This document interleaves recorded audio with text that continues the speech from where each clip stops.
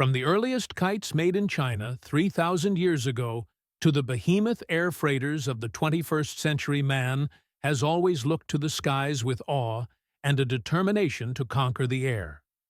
From wartime ingenuity to the e-commerce boom, this is the fascinating history of air cargo. In 1910, a humble biplane took off from Dayton, Ohio, bound for Columbus, Ohio, carrying just 200 pounds of silk. This 65-mile journey marked the birth of air cargo, an industry that would revolutionize global trade.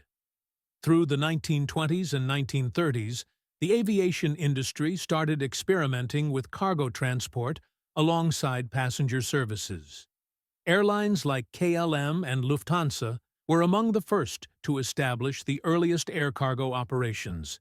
The U.S. Postal Service, the Ford Company, and American Railway Express were top names leading air cargo revolution in the 1920s, later to be joined by National Air Transport, one of the companies that originally made up United Airlines, that was founded solely for carrying parcels and delivered the first air cargo in the United States. Fast forward to 1931, where the volume of air freight grew to over 1 million pounds from just 45,859 pounds only 4 years prior. Despite impressive growth, air freight still only contributed to under 4% of all air traffic revenue at the time. But a couple years later, another big step was taken for air freight when United Airlines began its own air freight delivery service and initiated what is believed to be the very first all-cargo service in U.S. airline history. Wartime brought innovation to air traffic starting in World War I, when airplanes were primarily used for reconnaissance but started being used to supply troops in the war effort. During World War II, various governments deemed air cargo a necessity to transport troops and materials to war zones. Larger planes, like the Douglas DC-3, allowed for greater advancements in air cargo logistics. The Berlin airlift operations in 1948 and 1949 proved to be a pivotal moment in time for air cargo history, where 2.3 million tons of supplies were delivered to West Berlin, Germany. After World War II and through the 1960s, dedicated cargo airlines began to emerge.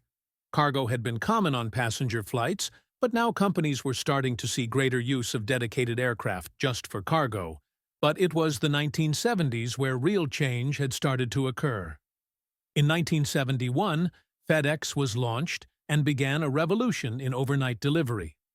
The following year, Boeing introduced the 747 air freighter, which became a workhorse for the air cargo industry. Armed with the belief that air cargo freight and passenger service routing were best to be separated, Federal Express exploded with growth. FedEx's greatest competitor, UPS, can't be left out of the conversation. Started as a bicycle delivery service in 1907, they moved into the air freight arena in the 1950s and finally received FAA approval to operate their own airline in 1988.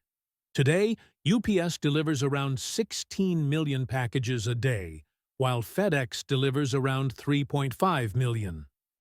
Companies like Amazon and Alibaba have transformed the air cargo landscape with massive volumes of goods transported daily.